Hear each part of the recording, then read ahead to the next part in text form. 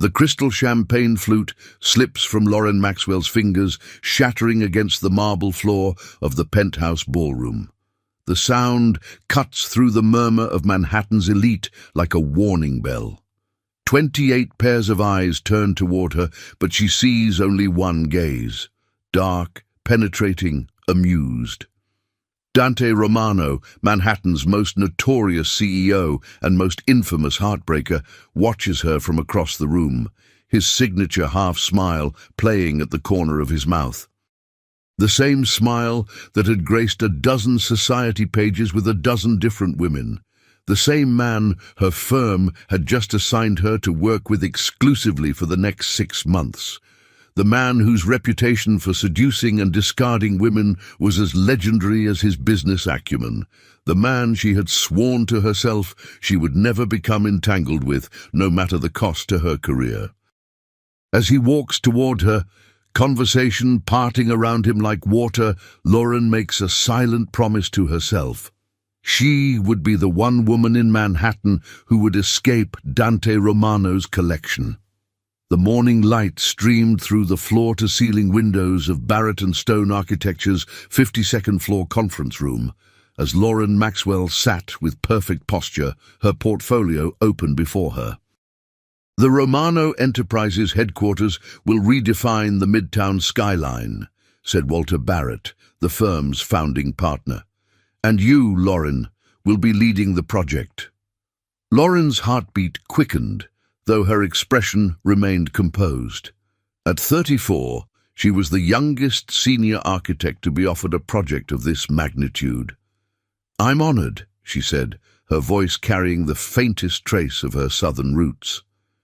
"But I have to ask, why me?" Catherine Stone, the managing partner, exchanged glances with Barrett. "Because Dante Romano specifically requested you."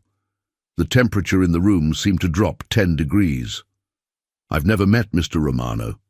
But he's seen your work on the Singapore Arts Center," Catherine explained. "He called you a visionary who doesn't sacrifice function for ego." High praise, considering the source. Lauren knew Dante Romano's reputation well. The 39-year-old self-made billionaire whose personal reputation was a collector of beautiful, accomplished women who never lasted more than a few months in his life before being replaced. "The project launches next week," Catherine continued. "He wants weekly in-person meetings, with you, alone." The silence that followed was heavy with unspoken concern. Every person in the room knew Romano's history with professional women. "This is $100 million project," Lauren said finally. "I won't jeopardize it by refusing to meet with the client. But I would appreciate having someone present at these meetings." Catherine's expression softened with understanding. "We suggested that. Romano was insistent." "I see." Lauren closed her portfolio with deliberate calm. "Then I'll be equally insistent on maintaining absolute professionalism."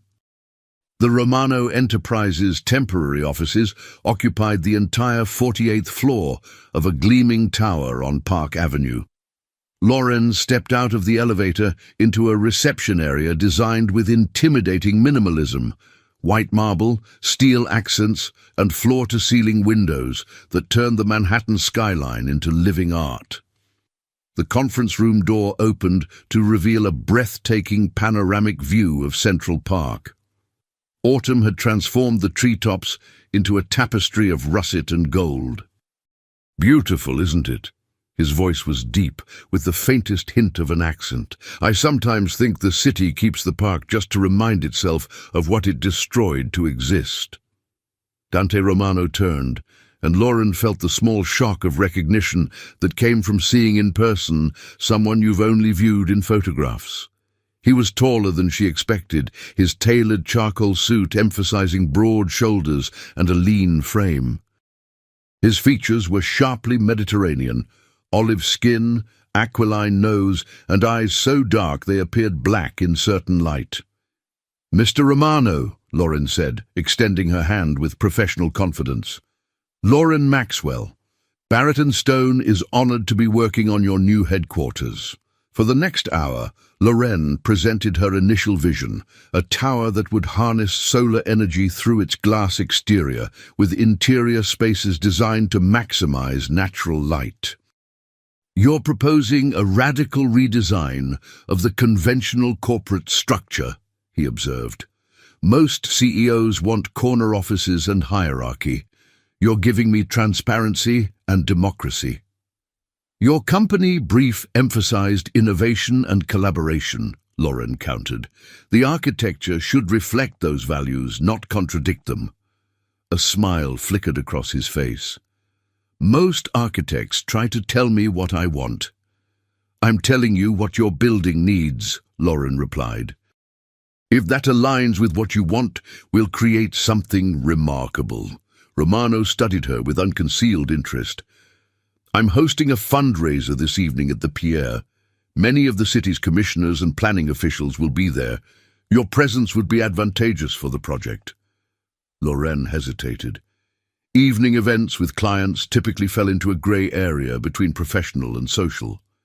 "This is a professional request, Ms. Maxwell," he added, correctly reading her hesitation. "Bring a colleague if you prefer. 7 o'clock, black tie." "Absolutely not," said Miles Zhang, dropping into the chair opposite Lorraine's desk. Her colleague of 7 years looked at her with exasperation. "You can't go to this thing alone. Romano has a pattern." Lorraine pushed a stack of reference books aside. "I'm not going alone. You're coming with me." Miles blinked in surprise. "I am? Unless you have other plans tonight." "Seriously, Lauren, be careful. Remember what happened with Avery Robinson when she worked on Romano's Tokyo project?" Lorraine did remember. The promising young designer had been romantically linked with Romano for 3 months. After their relationship ended, her innovative designs had been mysteriously scrapped and replaced with a more conventional approach. "I'm not Avery," Lauren said firmly, "and Romano isn't getting anything from me except architectural brilliance." The Pierre Hotel's ballroom glittered with crystal chandeliers and New York's wealthiest citizens. Women in designer gowns mingled with men in impeccable tuxedos, all orbiting around the gravitational center of the room, Dante Romano, who moved through the crowd with practiced ease. "My God, it's like watching a nature documentary," Miles muttered beside her. "The Romano effect." "Ms. Maxwell." His voice came from behind her. She turned to find Romano standing closer than professional etiquette dictated, 2 champagne flutes in his hands. "You came." "As requested," she replied, accepting the offered champagne. "Mr. Romano, this is Miles Zhang, one of our firm's senior designers." For the next hour, Romano guided Lauren through the room, making introductions that would typically take months of networking to achieve. She noted with professional appreciation how he emphasized her accomplishments, positioning her as a visionary rather than merely his architect. "You're surprised?" he observed as they paused near a column of Italian marble. "Did you think I invited you here as window dressing?" "The thought had occurred to me," Lorraine admitted. "Your reputation precedes you." Something flickered across his expression. "My professional reputation or my personal one? Is there a difference?" His laugh was genuine, startling her with its warmth. "Touché, Ms. Maxwell." Before Lauren could respond, a waiter approached with a fresh tray of champagne. As her fingers closed around the delicate stem, Romano's hand brushed against hers. The momentary contact shouldn't have affected her, but something electric passed between them, causing her grip to falter. The crystal champagne flute slipped from her fingers, shattering against the marble floor with a musical crash that seemed to silence the entire ballroom. 28 pairs of eyes turned toward her, but she saw only one gaze, dark, penetrating, amused. "Allow me," he said, signaling to a waiter who appeared instantly to clean up the broken glass. He handed Lauren a fresh flute, his fingers deliberately brushing against hers again. "Perhaps we should continue our discussion somewhere less fragile." Lauren took a steadying breath. The warning signals were flashing clearly now. "I think I've made enough of an impression for one evening," she said, placing the untouched champagne on a nearby table. "Thank you for the introductions, Mr. Romano." His expression shifted, surprise flickering briefly before settling into something more calculated. "You're leaving." "It's been a long day. Miles and I have early meetings tomorrow." Romano studied her for a long moment. "You're not what I expected at all, Lauren Maxwell." "Good night, Mr. Romano," she said firmly. "I'll have updated designs ready for our meeting next week." As she turned to leave, she felt his eyes following her through the crowd. For perhaps the first time in his adult life, Dante Romano was watching a woman walk away from him, not toward him. The October rain lashed against the windows of Lauren's corner office. Outside, Manhattan had transformed into a watercolor painting, buildings blurred by sheets of water, lights refracted into jewel-toned smears. "You've been avoiding me." The voice startled her. Dante Romano stood in her doorway, water darkening the shoulders of his tailored overcoat, his hair damp from the rain. "Mr. Romano," Lauren said, standing with professional composure, "we weren't scheduled to meet until tomorrow. And yet here I am." He shrugged off his coat. "3 cancelled meetings in 2 weeks. Your assistant is remarkably creative with excuses." For the next half hour, professional focus superseded the tension between them as Lauren walked Romano through her revised vision. The original glass atrium had transformed into a spectacular spiral of interconnected green spaces, rising through the building's core, bringing nature into the corporate environment. "It's revolutionary," Romano said finally, genuine admiration in his voice. "Most architects retreat to convention when challenged. You've pushed further into innovation. The conventional approach would be easier to approve," Lauren pointed out. "This design requires special variances, sustainability certifications." "Leave the bureaucracy to me," he interrupted. "Your job is to create something extraordinary." Lauren studied him, trying to reconcile the man before her with his reputation. "Why does this matter so much to you? Most CEOs want their buildings finished on schedule and under budget, not revolutionary." Something shifted in his expression. "My father worked construction when we first came to this country. 16-hour days building towers he could never afford to enter. Before he died, I promised him I'd create something that would change the skyline, a building that would matter." The unexpected vulnerability caught Lauren off guard. "I didn't know." "It's not in my official biography," he said, the shield slipping back into place. "The truth rarely makes for good publicity." The intercom on Lauren's desk buzzed. "Ms. Maxwell, your 7 o'clock dinner reservation at 11 Madison Park is confirmed." "Thank you, Jessica," Lauren replied, acutely aware of Romano's raised eyebrow. "Cancel it," Romano said. "I had my chef prepare dinner at my penthouse. We need to discuss the project, and I despise restaurants for business meetings." "Mr. Romano, Dante," he corrected. "We'll be working together for at least 18 months. Formality becomes tedious." "Dante," Lauren conceded, "I can't cancel an established client meeting." "Reschedule it." He checked his watch. "My driver is downstairs. I'll wait while you make the arrangements." The presumption was breathtaking. "This is completely inappropriate." "It's dinner and project discussion," he countered. "With panoramic views that will help you visualize the sightlines for the tower. Entirely professional. With your reputation, nothing is ever entirely professional." His smile was slow, acknowledging the hit.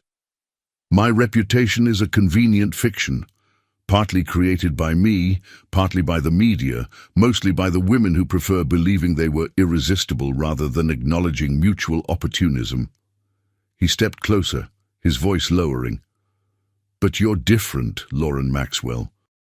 You're not interested in what I can do for your career, which makes me wonder, what do you want?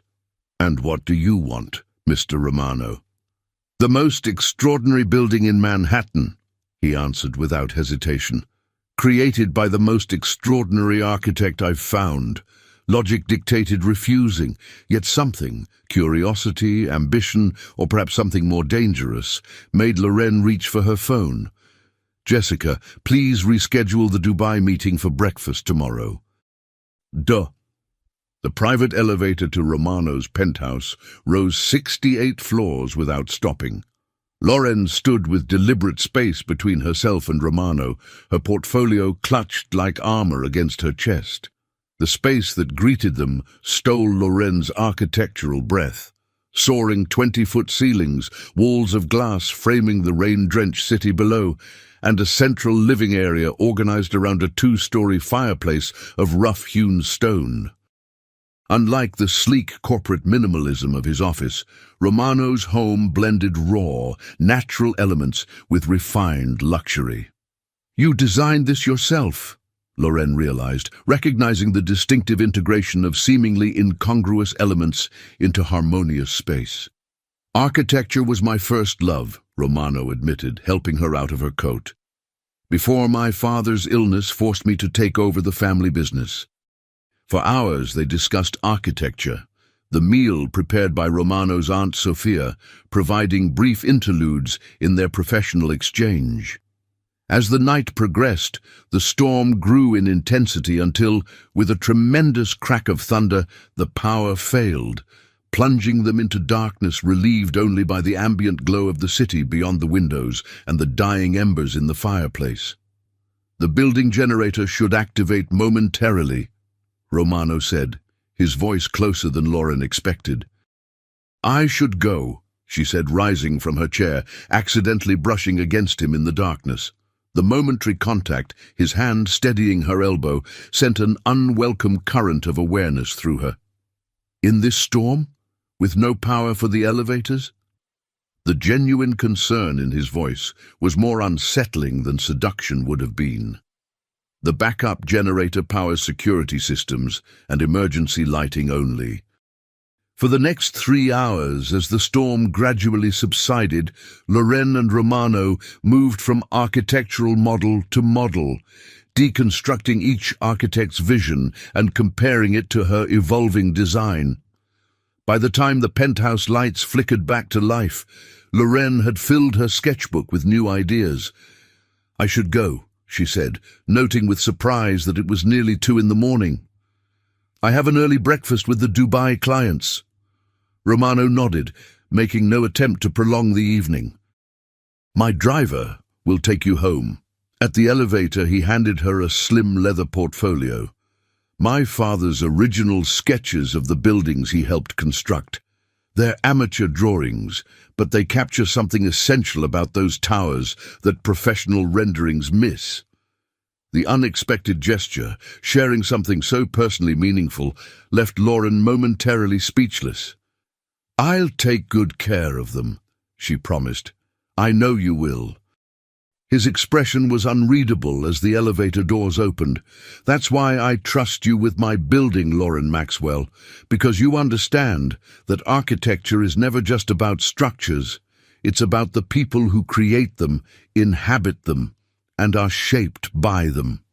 3 months of intense work transformed Lorraine's initial concept into an architectural masterpiece.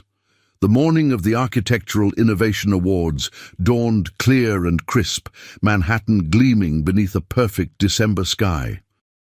The grand ballroom of the Mandarin Oriental hummed with the energy of the architectural world's elite.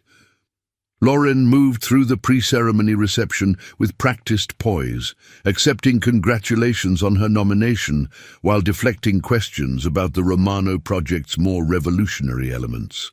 When the presenter announced architectural innovation in commercial design, Lorraine exhaled slowly, centering herself. The committee recognizes that true innovation often challenges our preconceptions of what architecture can achieve, the presenter continued. This year's winner redefines the relationship between corporate structures and urban ecosystems, creating not merely a headquarters, but a living, breathing contribution to the city itself. A collective murmur rippled through the audience as images of the Romano Tower filled the screens. The Architectural Innovation Award goes to Lauren Maxwell of Barrett and Stone for the Romano Enterprises headquarters.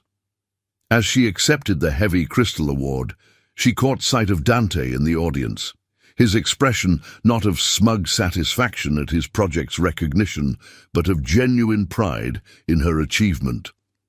Architecture has traditionally separated humans from nature, she began in her acceptance speech.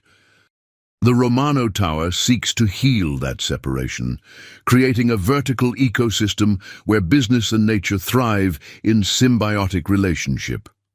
She paused, meeting Dante's gaze directly for the first time that evening.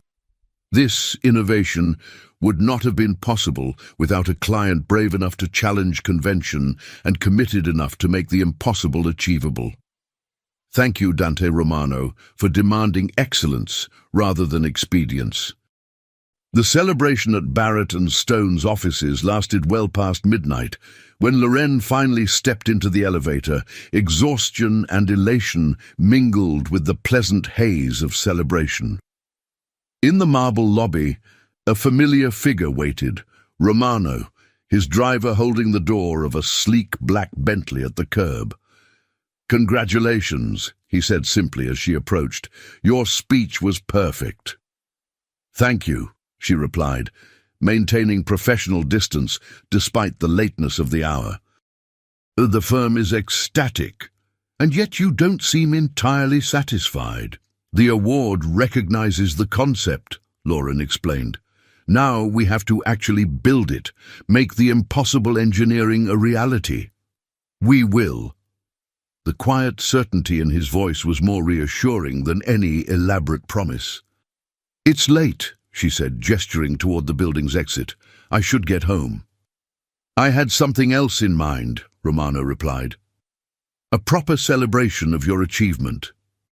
"The helicopter is waiting on the rooftop pad," he said, as if this were an entirely reasonable statement.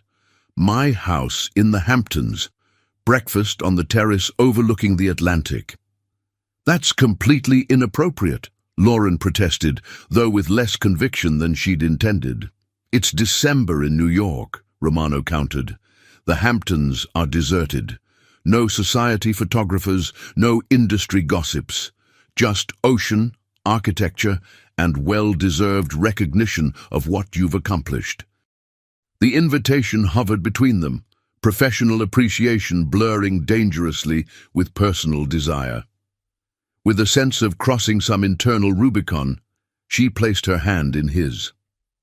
The helicopter journey passed in comfortable silence, Manhattan's glittering grid giving way to darkness broken only by scattered constellations of suburban lights. The beachfront home blended natural materials with clean lines, weathered cedar siding, native stone, and expanses of glass that framed the ocean rather than dominating it. "This isn't what I expected," Loren admitted as they entered through tall wooden doors. "What did you expect?" "Something more. Ostentatious," he suggested with a wry smile. "The tabloids would be disappointed. No gold fixtures, no marble statues." "Oh." The space was undeniably luxurious, but in a restrained, thoughtful way that spoke of appreciation for craftsmanship rather than display of wealth. As he poured 2 flutes of champagne, Loren wandered to the wall of glass facing the ocean. Beyond a sheltered terrace, moonlight silvered the breaking waves, casting the winter beach in ethereal illumination. "To architectural harmony," Romano said, offering her a champagne flute and coming to stand beside her at the window. "And to the most talented architect I've encountered in 20 years of building." The unexpected sincerity in his voice drew Lauren's gaze from the hypnotic rhythm of the waves to his face. In the gentle illumination of the house, with the corporate mask temporarily set aside, Dante Romano looked younger, less guarded. "What would you name it?" Romano asked, his voice low and intent. Rather than answer with words, Lorraine closed the careful distance she had always maintained between them, reaching up to touch his face, a gesture of exploration rather than seduction. His skin was warm beneath her fingertips, the slight roughness of evening stubble, a tactile reminder of his humanity beneath the polished exterior. For a breathless moment, neither moved. Then Romano's hand came up to cover hers, holding it against his cheek in a gesture of such unexpected vulnerability that Lauren felt something shift irreversibly within her. When he finally leaned down to kiss her, it held none of the calculated seduction she might have expected from his reputation, only genuine desire tempered with profound respect. Lauren woke to sunlight streaming through floor-to-ceiling windows and the distant rhythm of waves breaking against the shore. Her evening gown had been carefully draped over a chair, her shoes placed neatly beside it. Of Romano himself there was no sign, though the rumpled bedding on the other side testified to his recent presence. Following the scent of coffee, she made her way through the great room toward the kitchen area, where she found a pot kept warm on a sophisticated brewing system, but no sign of Romano. A note propped against a mug in feminine handwriting caught her attention. "Mr. Romano was called to an emergency conference call. He asked that breakfast be ready for your enjoyment on the eastern terrace when you wake. Mrs. Ellison, housekeeper." The discovery that they weren't alone in the supposedly isolated beach house sent a chill of professional concern through Lorraine. As promised, an elegant breakfast had been arranged on a table positioned to capture the morning sun. She sipped her coffee, gazing out at the winter ocean. Had it been foolish to allow the professional boundary to dissolve so completely? Would she now join the ranks of women whose careers became footnotes to their relationship with Dante Romano? The sound of approaching footsteps interrupted her troubled thoughts.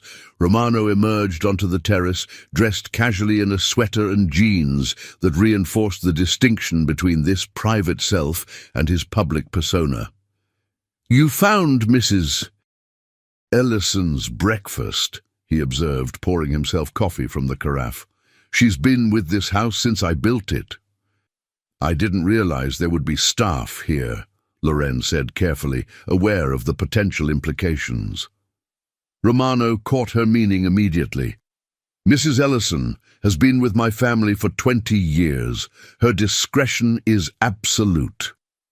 He settled into the chair opposite hers, studying her expression. "You're having regrets." "I'm having concerns," she corrected. "Professional concerns. About your reputation." "About my career," she corrected. "About the project. About whether personal involvement compromises professional judgment." Instead of dismissing her concerns, Romano nodded thoughtfully.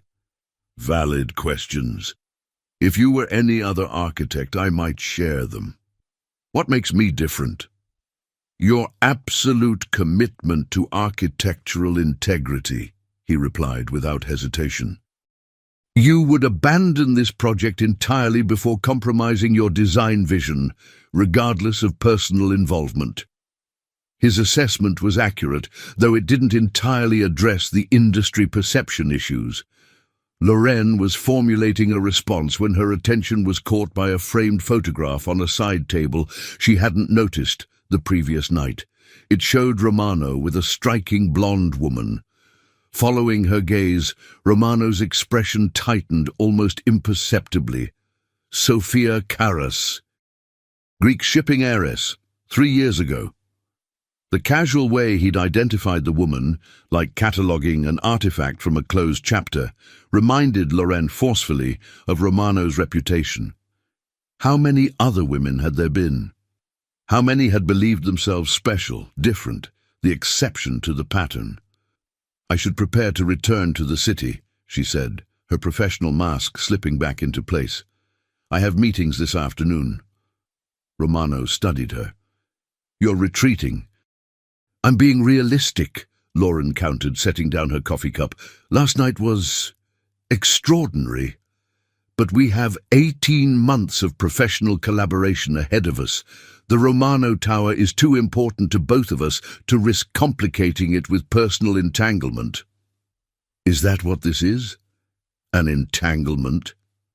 A flash of genuine hurt crossed his features before disappearing behind practiced composure. "Last night wasn't a casual encounter for me, Lauren." "It wasn't for me either," she admitted softly, "which makes it all the more important that we maintain professional clarity moving forward." For a long moment, Romano was silent, the ocean breeze ruffling his dark hair as he gazed past her toward the Atlantic. When he finally spoke, his voice carried a resignation that was more affecting than argument would have been. "The helicopter will be ready whenever you wish to depart." He rose from the table with fluid grace. "I'll have Mrs. Ellison prepare whatever you need." As he turned to leave, Loren called after him, unable to bear the formality that had descended between them. "Dante—" He paused, looking back with an expression of such genuine feeling that her carefully constructed resolution wavered. "It wasn't a mistake," she said softly, "but the tower has to come first. For both of us." The January wind cut through Manhattan's concrete canyons with Arctic precision as Lauren strode toward Romano Enterprises' temporary headquarters. 3 weeks of professional reconnection had established a careful new equilibrium between her and Dante, meticulously polite, rigorously focused on the tower, and electric with unspoken tension. The text message had arrived at 5:30 that morning. "Emergency meeting, my office, 7:30. The brevity and timing were unlike him. Romano's assistant met Loren at the elevator with uncharacteristic tension. "He's in the conference room," Vanessa said. "He asked that you join him immediately." The glass-walled conference room revealed Dante standing at the windows, his back to the door, shoulders rigid beneath his perfectly tailored suit. On the polished table before him lay several tabloids and magazines, their glossy covers facing upward. "Close the door," he said without turning, his voice controlled to the point of brittleness. Loren complied, her unease growing as she approached the table. Then she saw the headlines, and her world tilted on its axis. Romano's latest conquest, award-winning architect, joins billionaire's bedroom collection. The largest magazine featured a grainy but unmistakable telephoto image of her and Dante on the Hamptons terrace, locked in their first embrace. Smaller photos showed them boarding his helicopter, her emerging from the beach house the following morning in different clothes. The text was worse than the photos, a detailed catalogue of Dante's previous relationships with professional women, complete with devastating aftermath statistics, women whose careers had imploded following their personal involvement with Dante Romano. "This is why I pulled away," Lauren whispered. "This exact scenario." "I understand," Dante replied, his voice tight with controlled rage, "and I wouldn't blame you for walking away from the project entirely." The resignation in his tone cut through Lauren's shock. She looked up sharply, studying his expression with new clarity. "You think I believe this? The evidence seems compelling," he said with bitter neutrality. 27 professional women whose careers suffered after becoming involved with me. The pattern is undeniable. "And did you sabotage these women?" Lauren demanded, rising to her feet. "Did you personally ensure they couldn't work in their fields after your relationships ended?" Something flashed in his eyes, pain rather than anger. "No, but my silence may have been equally damaging." "Explain." Dante moved to the conference table, his movements precise with controlled tension.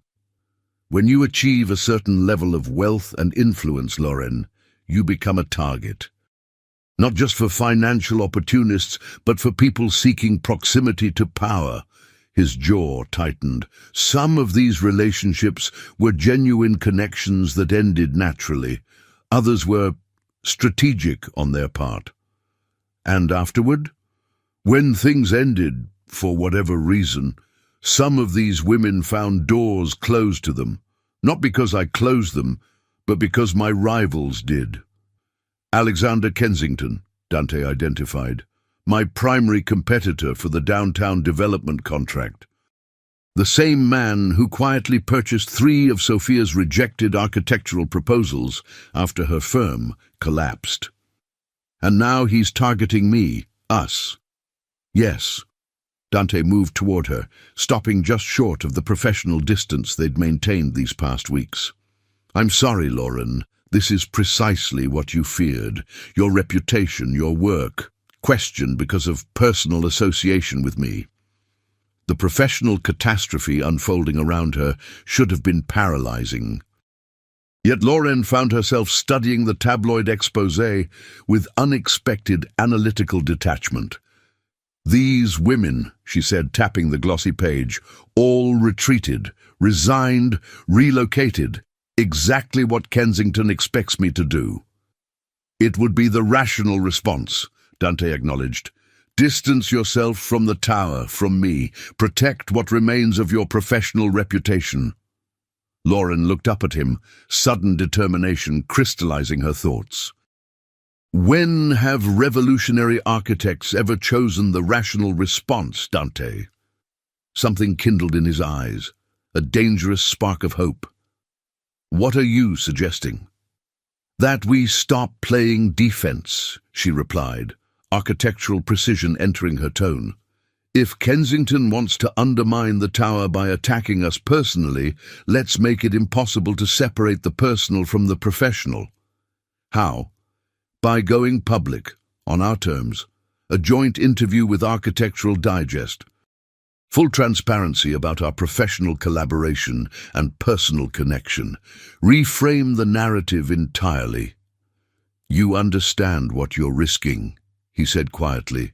Once we acknowledge a personal connection publicly, your work will be scrutinized through that lens forever. My work withstands scrutiny, Lauren replied, with the confidence that had defined her career. The tower isn't revolutionary because of who designed it. It's revolutionary because of what it represents. That doesn't change because of a personal relationship. Before Lauren could respond, Dante's assistant appeared at the conference room door, her expression grave. Mr. Romano, Mr. Barrett from Barrett & Stone is on line 1. He says it's urgent regarding project financing. Barrett's voice emerged from the speakerphone. The Atlantic Union Bank Consortium is withdrawing funding for the tower. They claim concerns about project leadership and public perception risks have made the investment untenable. When? Dante asked. The formal announcement comes at 2 this afternoon, Barrett replied. They're giving us 24 hours to secure alternate financing before going public. I'll handle it, Dante said with deadly calm. Expect my call within 3 hours. As the call ended, Lauren recognized the expression settling over his features, the ruthless business tactician replacing the vulnerable man of moments before. Kensington, he said simply. He controls interests in Atlantic Union, Lauren realized. This was the real play all along. The tabloid exposure was just the setup. Using our personal connection to undermine the project's financial foundation. Dante's voice had taken on the cold precision that had built his empire. A mistake he'll regret thoroughly.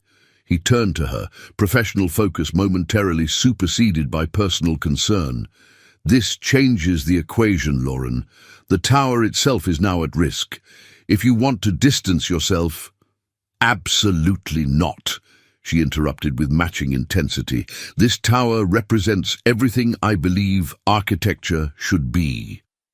I won't abandon it because of financial manipulation or personal exposure. Then Dante did something Lauren had never witnessed in their professional relationship. He smiled. Not the calculated charm he deployed in business settings, but something genuine that transformed his features entirely. "I need 3 hours to secure alternate financing," he said, professional focus returning. "Meet me at the downtown site at noon. Bring the core structural plans." "The site?" Loren questioned. "Why?" "Because if we're going to save this tower," Dante replied, "we need to reconnect with why we're building it in the first place." The January sun cast long shadows across the vacant downtown lot where the Romano Tower would eventually rise. Lauren arrived precisely at noon, architectural plans tucked beneath her arm, uncertainty and determination warring within her. Dante waited at the center of the massive site, his overcoat flapping in the winter wind. "Atlantic Union is officially out," he said without preamble when she reached him. "Kensington orchestrated a complete withdrawal of the consortium." "Can you secure alternate financing?" Lauren asked, professional concern momentarily outweighing personal complications. "Yes," the single word carried absolute certainty, "but not without significant changes." "What kind of changes?" Architectural defensiveness immediately rose within her. Instead of answering directly, Dante gestured toward the empty lot surrounding them. "My father helped build 17 structures within view of this spot. Not one bears his name or acknowledges his contribution." His gaze swept the skyline with quiet intensity. "The men who actually construct these towers remain invisible, while architects and developers claim the legacy." "What are you suggesting?" "A complete redesign," Dante said simply. "Not of the tower itself, but of its purpose." Before Loren could protest, he continued with growing passion. "Romano Enterprises doesn't need another corporate headquarters. What this city needs is affordable housing incorporated into revolutionary environmental design. You want to convert a commercial headquarters into residential units. I want to create the most sustainable mixed-use development in urban history," Dante corrected. "Commercial base, public vertical gardens throughout, and 300 affordable housing units integrated into the upper levels." "The financing?" she asked, professional pragmatism asserting itself. "I've secured private backing from the Romano Foundation," he replied. "My personal holdings, separate from corporate interests. No boards, no shareholders, no vulnerability to Kensington's manipulations." "You're funding the entire project yourself," Lauren realized. $800 million. $900 million with the residential modifications, he corrected without emphasis. "My father died because corporate profits mattered more than worker safety. This tower is the natural evolution of that purpose." "Why now?" she finally asked. "Why not propose this from the beginning?" Dante's expression shifted, professional calculation giving way to personal truth. "Because I was still building monuments rather than solutions. Because I hadn't yet understood what true legacy means." He stepped closer, winter wind momentarily subsiding around them. "And because I hadn't met an architect with both the vision and courage to create something truly revolutionary." The downtown construction site had been transformed for the press conference. A temporary stage faced rows of chairs already filling with journalists, industry representatives and city officials. Large displays showcased the Romano Tower's evolution from corporate headquarters to revolutionary mixed-use development. Dante paced at the edge of the platform, checking his watch with uncharacteristic anxiety. 15 minutes until the scheduled start, and Lauren had yet to arrive. A sudden shift in the crowd's energy signaled a new arrival.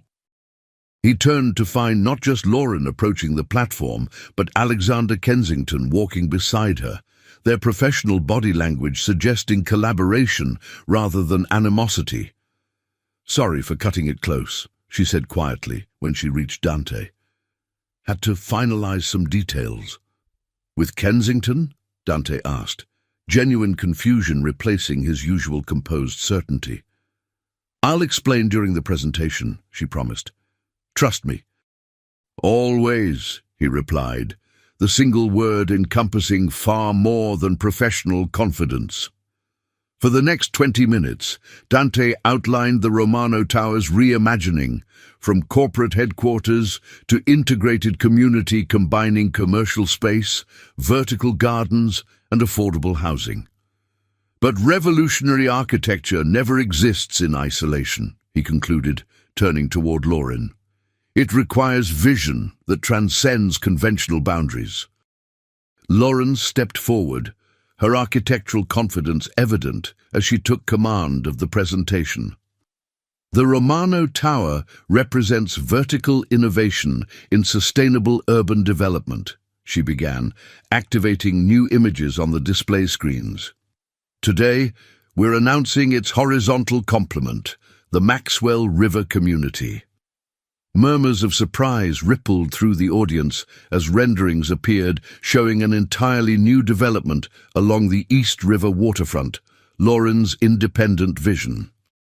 Through unprecedented collaboration between Romano Enterprises and Kensington Development, she continued, nodding toward Alexander Kensington in the front row, these complementary projects will create Manhattan's first fully integrated affordable housing ecosystem, addressing both vertical urban density and horizontal river restoration simultaneously.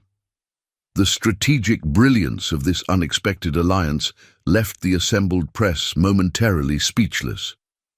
Instead of competing developers undermining each other's projects, Romano and Kensington appeared united behind revolutionary architectural vision that transcended corporate rivalry. As they fielded questions together, their natural rhythm of complementary expertise demonstrated the genuine collaboration that had defined their professional relationship from the beginning. When inevitably asked about their personal connection, Lauren addressed it with straightforward clarity.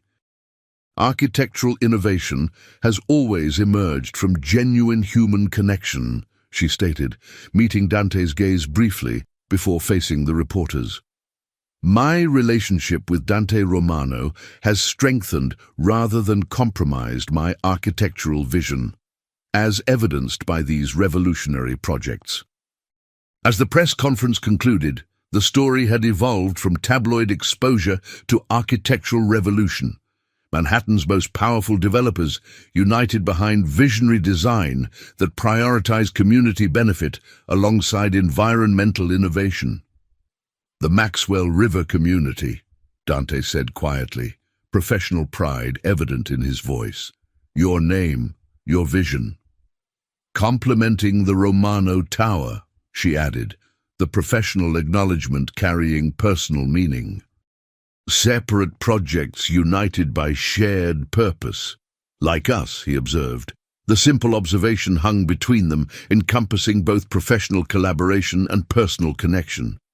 "The tabloids got it wrong," Loren said, meeting his gaze directly. "They portrayed our connection as compromising my professional integrity, when, in reality, it catalyzed revolutionary vision neither of us might have achieved alone," Dante completed. "What happens now?" Dante asked, the question encompassing both their professional collaboration and personal connection. Lauren considered the architectural parallel. How revolutionary structures required both solid foundation and flexible adaptation to evolving conditions. "We build," she said simply, the words carrying both professional commitment and personal promise. "Separately, when independence strengthens the vision, together when collaboration elevates it." As Lauren placed her hand in his, the connection felt like architectural precision. Separate elements aligned in perfect balance, creating something stronger and more beautiful than either could achieve alone. The true architecture, Lauren realized, was not just in the buildings they would create, but in the relationship they had designed, structured for both stability and growth, protection and possibility, individual brilliance and shared vision. A masterpiece more revolutionary than any tower, more enduring than any headline, more transformative than either had imagined possible when their paths first crossed in that crowded ballroom where a champagne glass had shattered, signaling the beginning of an entirely new design.